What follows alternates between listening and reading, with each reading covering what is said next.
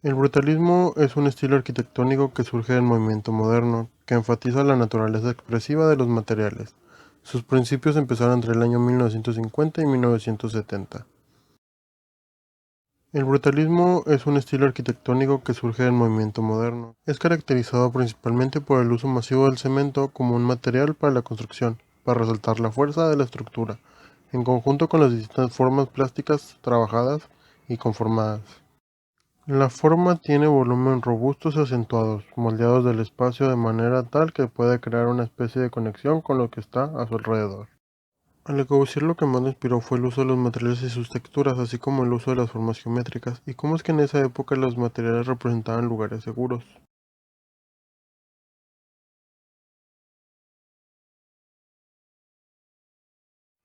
Unidad habitacional de Marsella, en Francia, de 1946 a 1952, construida por Le Corbusier.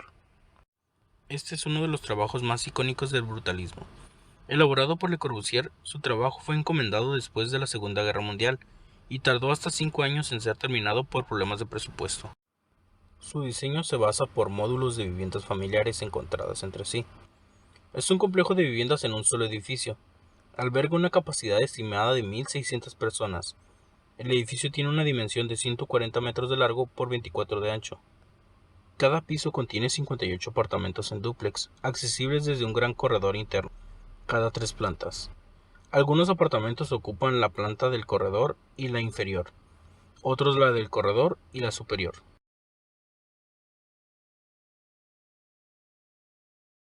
Durante este periodo se buscaba un equilibrio con la naturaleza y la construcción. Muchos arquitectos de la época buscaban tener obras con grandes jardines que compensaran el uso del suelo de la construcción. Y para este trabajo se planteaba originalmente tener un jardín vertical, un conjunto de viviendas que albergara un gran territorio y tuviese un impacto positivo con el ambiente.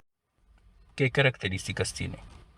El proyecto constituía una visión innovadora de integración de un sistema de distribución de bienes y servicios autónomos que servirían de soporte a la unidad habitacional, dando respuesta a las necesidades de sus residentes y garantizando una autonomía suficiente de relación al exterior y el interior. Esta naturaleza autosuficiente pretendida por Le Corbusier era la expresión de una preocupación que surgía en los años 20 de aquella época.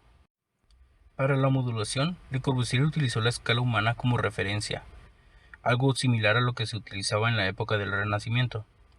En palabras de Le Corbusier, una máquina, un mueble o un periódico son prolongaciones del hombre, y la arquitectura, en consecuencia, todo objeto creado por el hombre debe impactarnos no solo a nivel anímico o mental, sino también a nivel más físico y corporal.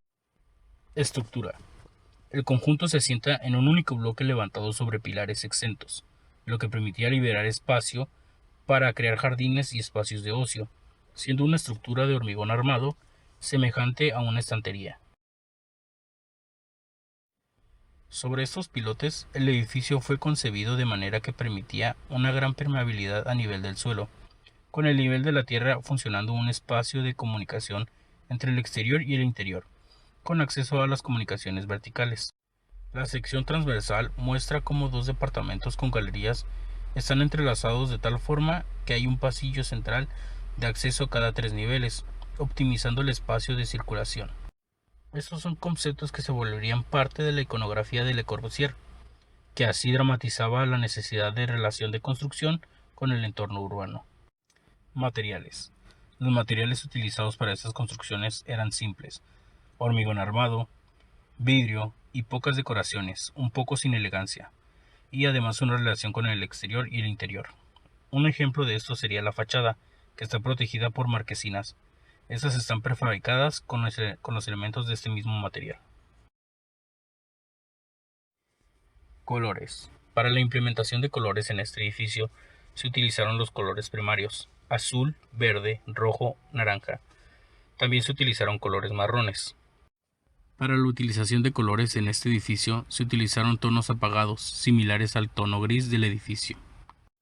Esto para que tuviera un buen contraste y no tuviera un exceso de colores, además de que los colores primarios o tonos blancos y grisáceos eran los implementados para este tipo de construcción de la época. Espacios comunes de la azotea. Otro aspecto muy interesante de la unidad habitacional consiste en la utilización de...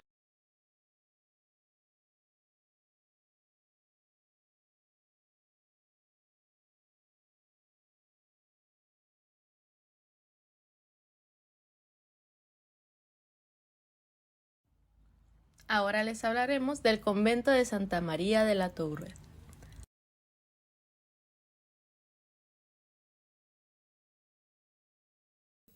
Libremos el suelo del peso de la planta baja. Aumentemos la superficie del jardín. Liberemos el espacio del tejado. Construyamos una terraza. Viva el plano libre en el que los tabiques han dejado de ser útiles. Los pilares soportan las losas de hormigón de los pisos superiores. Vivan las fachadas libres que no soportan peso alguno. ¿El cristal puede utilizarse con toda libertad?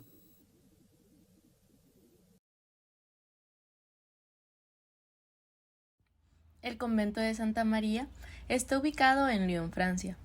La fecha de inicio fue en 1957 a 1960. Construido. Los colores que utiliza el convento Santa María son colores neutros, como podemos observar en la siguiente imagen. Sus formas son de geometría de elementos sencillo, cubos, rectángulos, paralelepípedos, piramidales, etc.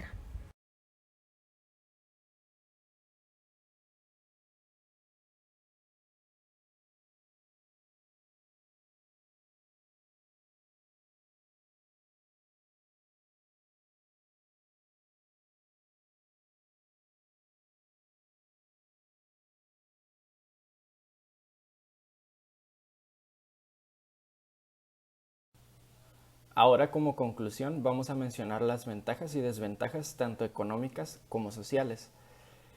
Empezando con las ventajas económicas, vemos que las estructuras funcionales y baratas que propiciaran una uniformidad eran la solución para comenzar con la reconstrucción del mundo. Para reconstruir los edificios destruidos se necesitaba un material de fácil producción y bajo costo que permitiera edificar construcciones sólidas y que satisfacieran las necesidades del momento. Es ahí donde el hormigón o el concreto armado entró en acción. Debido a la ausencia de ornamentación o acabados, el brutalismo fue el estilo preferido de los líderes socialistas, quienes no dudaron en emplearlo para las soluciones habitacionales de sus ciudades. Al mismo tiempo, como desventajas económicas, encontramos que los materiales no resistieron bien la intemperie y las precipitaciones, generando chorreones, musgo y líquenes en su superficie. El hormigón usado en las construcciones se deterioró mucho con el paso del tiempo, con marcas de daños por el agua y desgaste general que hundían la estética lograda años antes.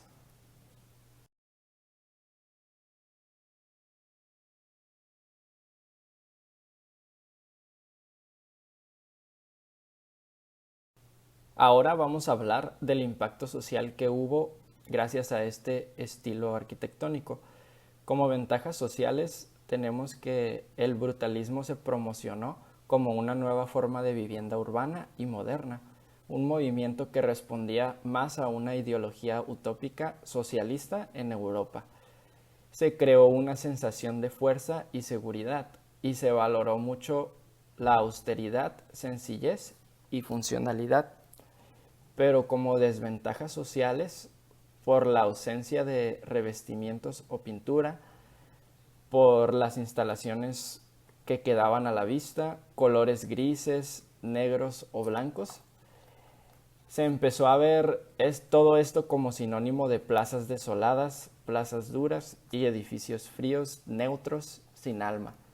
Los ánimos de la sociedad en ese momento no era el mejor, además de la correlación de este estilo con regímenes políticos y a veces mala calidad de las construcciones para las viviendas familiares, crearon el rechazo social, que aún persiste por este tipo de arquitectura. eran edificios poco atractivos en cuanto a estética se refiere. Dado que la vivienda es un problema tan complejo, los proyectos de vivienda despertaban tensiones al enfrentarse a problemas de mantenimiento, crimen y más. Por ejemplo, el hormigón fue un lienzo perfecto para los artistas del graffiti, cuyo vandalismo solo construyó el declive de estas estructuras.